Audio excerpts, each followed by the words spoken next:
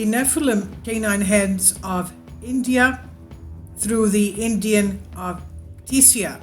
Now, we shouldn't be surprised. Canine heads, gods. We have canine heads in ancient Egypt as well, known as Anubis, the god Anubis. We know that ancient Egypt had very significant trade with India as well from ancient texts that we read. So according to legend, the god Dionysus of ancient Greece and his entourage had visited this country and taught its inhabitants the cultivation of the vine and the production of wine. Beyond the myth, however, history has preserved real contacts with this country, and the first of all, those who mention it is Scylax and the Cariandian 250 BC in his work Earth Period. The first Scylax means skili, it means dog in Greek.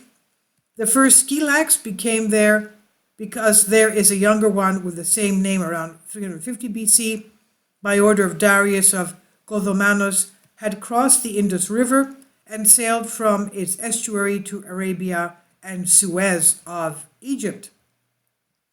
Unfortunately, Scylax does not refer to canine heads, something that Ktisia does extensively. Ctisias, 5th to 4th century BC, is the first Greek author to write a book specifically about India, the people of India, which was lost, as was his other famous work, Persian, about the Persians. But we know them because, apart from their few excerpts that have been saved by various authors such as Aelianos, Photios includes them with his famous library.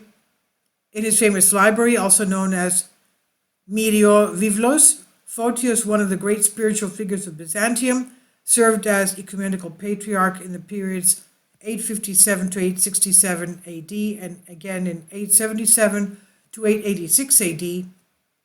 He was once appointed ambassador to the Assyrians by decision of the Byzantine Senate. Before leaving, he wrote the library, which is essentially the summary of exactly 279 books from what the well-informed patriarch had read, to which he referred from memory. This, of course, is both good and bad. The good is self-evident. The patriarch saved, albeit briefly, the contents of lost books, while the bad is that from memory he could not remember exactly what he'd read. And in this case, the work of Ktisia, India, is clearly differentiated and not accurate. I oppose what wonderful Ktisia mentions in his work Hindi and limit myself to what he wrote about canine heads. Quote, "In the mountains of the Indus River, people live who have a dog head. Their clothes are made of wild animal skin. They do not speak any language but bark like dogs and communicate in this way. The Indians call them kalistrios, which means canines. Their teeth are stronger than those of dogs. You can find them even on the Indus River. They are black and have a deep sense of justice like the other Indians with whom they are in contact. They understand the language of others but cannot speak it. They communicate with meanings like the deaf and dumb, sign language that is. The nation numbers 120,000. They live by hunting, whose meat is dried in the sun. They have sheep, goats, and only ones. They drink milk and sour milk. They also eat the fruit of the siptahoro, which is a sweet which Indians dry like the raisins. The canine heads make rafts in which they load these nuts. They purify purple flour and the amber, which they exchange with the Indians for bread, flour, and cotton clothes. They buy from them the swords they use to hunt with the wild beasts, and even bows and spears, of which they are extremely skilled. They are invincible because they live in the high mountains that are inaccessible. Every 3 years, the king gives them 300,000 arrows, 120,000 shields, and 500,000 swords. They do not live in houses, they live in caves. They hunt beasts with bows and spears. They are so fast that they can beat these beasts on the run. Their wives bathe once a month when their period comes, never before. Men do not bathe but rub with some oil they extract from the milk and wipe with skins. They are dressed with thin skins, men and women. The richest wear linen but are few. They have no beds, they sleep in layers of tree leaves. Wealth is calculated based on the number of sheep. For the rest, however, it's quite evenly distributed. All of them, men and women, have tails like dogs. Men unite with women four-legged, just like dogs. They are fair and live up to 200 years. End quote. Now, in Greek mythology, history, or literature, monsters often appear, anthropomorphic or not. We call them Nephilim, obviously, that have played an important part. As the biographer of Columbus, Jacques Heers, notes, fictional people have always attracted the imagination from the time of the Greeks to Pope Pius II. Some writers or artists describe or depicted monsters which also represented sculptures of Roman times. Anthropomorphic creatures with dog heads are often referred to in texts of medieval literature representing magic, especially blackness, barbarism, bestial behavior, and evil.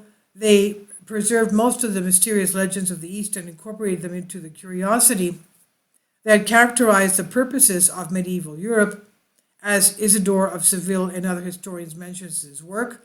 Interestingly is the similarity of the dog-headed creatures of antiquity with the tradition of the werewolves. After all, the myths about the latter, which are among the oldest in Europe, seem to be intertwined during the Middle Ages with the traditions of the canine heads. The first mythological werewolf that the aspiring researcher meets comes from the Greek mythology and was Lycaon from Arcadia. Lycos means wolf. In his attempt to fool Zeus, he provoked the wrath of the father of the gods, who erupted, transforming himself and his sons into wolves. This story is conveyed in the historian Apollodorus the Athenian, but also by Pausanias in the Arcadian. According to the Dictionary of Ancient Greek by Stamatakos, the word "liki" meant light, and therefore the werewolf has nothing but the mystic, the possessor of light and knowledge, who participated in the ceremonies held in honor of the star Sirius, his constellation being Kinos. Now, this is from Wikipedia and other ancient Greeks. I've translated this from a Greek article. Please leave your comments. Thank you for your support. Kindly support my Patreon account. The daily posts are 5 videos daily, and they are totally different from what I have on my YouTube channel. Thank you so much for your support and that you find all my content so interesting. You'll find the Patreon account details in the description box below.